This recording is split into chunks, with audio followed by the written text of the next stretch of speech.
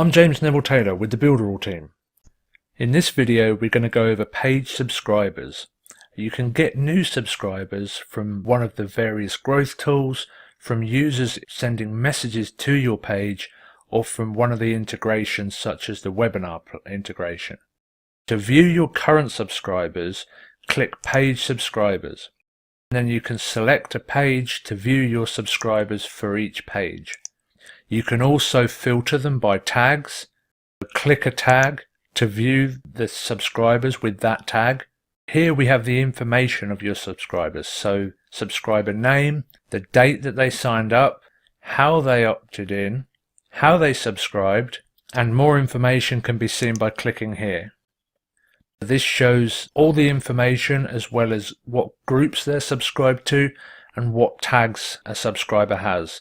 You can also add new tags from here, and you can remove tags from here as well. That's it for page subscribers.